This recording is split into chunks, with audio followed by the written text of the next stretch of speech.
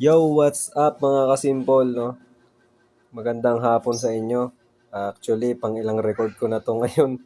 At record ako ng record. Naka-block pala yung microphone ko. Naman. So, ito, ulitin ko ulit. Si Roller Coin, no? Ito na yung aking earnings, no? Mula kahapon, no? So, nagkaroon na ako ng mga miners at ng mga rocks, no? Pwede pala talaga, possible pala talaga rito, kikita ka nang wala kang nilalabas na pera. Pero may technique eh. Mas maganda ron. So, start tayo. Una, paano nga ba kikita kay Rollercoin? So, pagkagawa mo ng account, ang makikita mo dito sa iyong dashboard, itong lalaking lang to, at saka yung computer. So, yan, yung mga ibang design. Itong tatlong to, wala to. Yan, yung mga racks na yan, at miners. Wala po yan, no? So, para magkaroon tayo niyan, dalawang ways. Punta tayo sa menu. Mas maganda bumili sa marketplace kaysa dito kay store, no? Kasi mas mura dito sa marketplace ang bentahan. Kasi yung mga nagbebenta rito, yung mga users din ng Rollercoin, nagbebenta sila ng mga miners na hindi na nila kailangan, no? So, dito tayo magbabay. Yan. Miners, then pwede kayo mag-set ng range ng price at ng range ng power. So, mas maganda, huwag nyo nang galawin yan. Mag-surf na lang kayo, no? Mag-browse kayo. Manap kayo na maganda. At ito ituturo ko sa inyo, mas maganda yung miners na mayroong percentage, no? Itong makikita nyo to na 1.2 na ito. Yan, yung 1.2 na yan, yan yung bonus, no? Bonus GHS niya yan. So, ito namang 1.9 na PHS, no? Mas mataas po yan compare sa THS. At ang pinakamababa natin dito ay si GHS. At ang pinakamataas naman po ay dito natin makikita sa home, which is ZHS. Yan, ito. Yan, ZHS. Itong network power, kung naguguluhan kayo rito, ito yung combined power chart ng buong community, no? So, ang pinakamataas na minamain talaga ng power is yung RLT, which is yung kanilang main currency. Si, roller token, no? Hindi pa siya listed sa kung saan site, at dito mo lang talaga siya magbibili at magagamit, no? So, mas maganda talaga pataasin natin ang ating RLT nang sa ganon, makabili tayo ng mas magandang miners at nang ganon ay tumaas ang ating power, no? So far, meron tayong 5.9, no, PHS at meron 3.68% na bonus. Pag mataas na ang ating power ay mas mabilis tayo makakapag-mine ng ating mga token. Sa ngayon, ito pa lang yung available na pwede nating i-mine, no?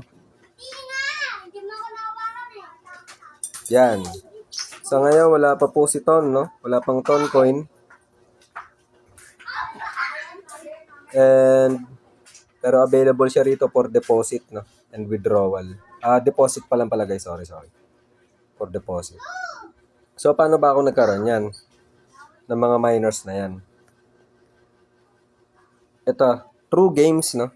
Sa games kasi, mas mataas na yung level mo at mas marami kang nalalaro per day.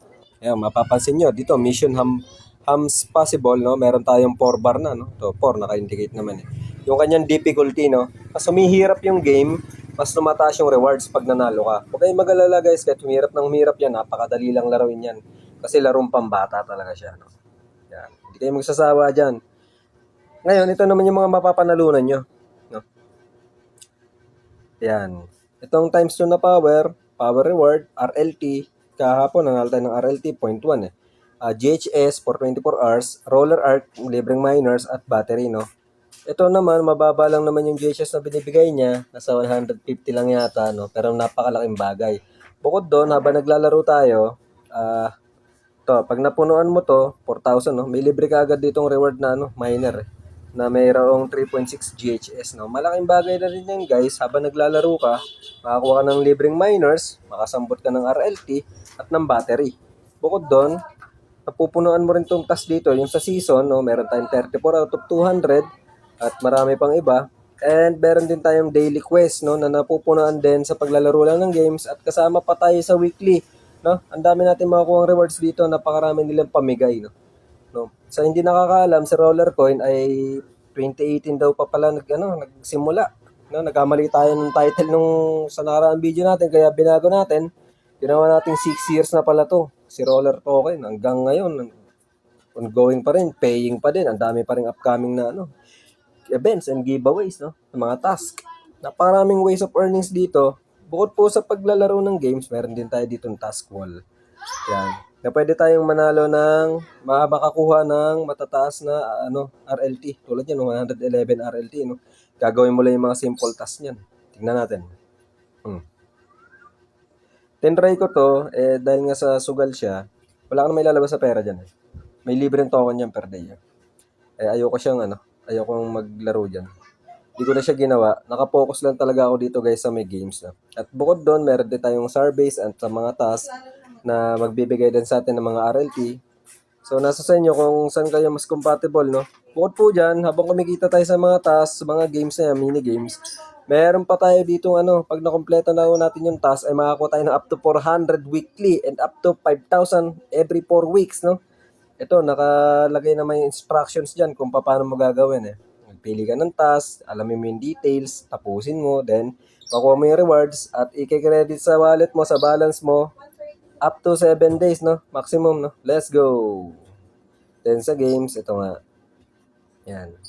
So, yung sinasabi kong technique, pagka nag-buy tayo ng miners dito, guys, yan, na set mo na siya, kailangan mo ng rocks. Magkano lang naman yung rocks? 0.1 lang naman yan, o wala pa, 0.08 RLT lang, So, sa miners lang talaga tayo magkakatalo dahil minimum of 1 RLT, 1 point something, ganyan, no? Mababa lang yun, mga $10, makapagsimula ka, $5, makapag-start ka rito. Pero, syempre, kung ayaw mo gumastos, punta lang sa games, no? Ngayon, ito yung sinasabi ko, na pagka nag-invest ka, bumili ka ng mga miners, huwag mong asahan yan na araw-araw may profit ka. Oo, may profit ka araw-araw. Pero para mas magandang diskarte, may miners ka na, nagge-games ka pa. Diba? Mas bumibilis yung pagtaas ng GHS mo kasi may libreng GHS dito Pagka nanalo ka, may GHS ka dyan makukuha. Up to 7,000 yata GHS. Ang pinakamalaki magbigay dito guys, si Lambo Rider, no? Pero sa ngayon, kaka-release lang kasi nito, si Mission Hams Possible, up to 8,000 to 10,000 points Ang bigay niya no? Sa GHS, ganun din Pero, ito, maganda, ang gawin nyo, laruin nyo lahat. Ang pinakamahirap naman laruin dito, si Dr. Hamster, saka itong si Crypto Hamster. Kaya kung mapapansin nyo, nasa 1 lang siya. Hindi ko siya nilalaro. Ang hirap guys, sobrang hirap. Ba't ko nasabing mahirap? Yung controls niya ang hirap. Pagka ito kasing Crypto Hamster na to, sinaswipe mo siya ng pakaliwa, todo kaliwa naman siya, nalalaglag lang siya kasi kung pansinin nyo, ayan up and down siya puro pataas lang siya, kailangan hindi ka mahulog dyan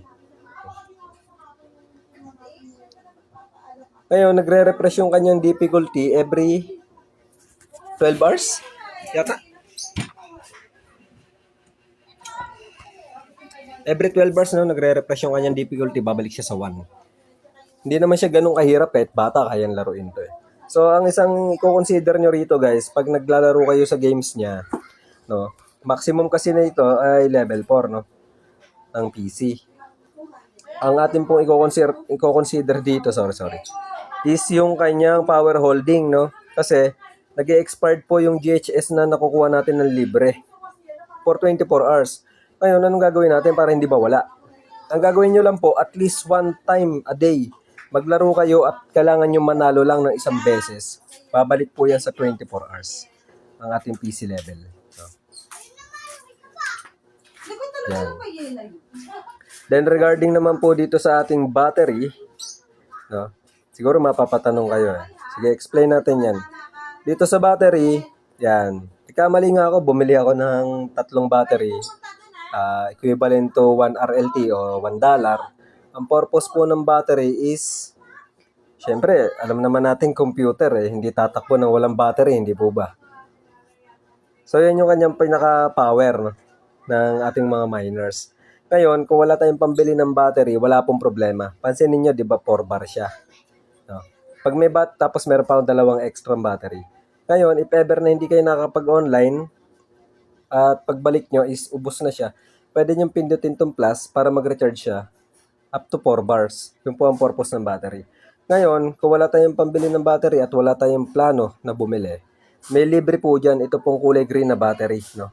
Ang kailangan nyo lang gawin para mag-charge yung battery na yan na 1 bar, na good for 24 hours, ang gagawin nyo lang po is mag-log in lang po kayo daily.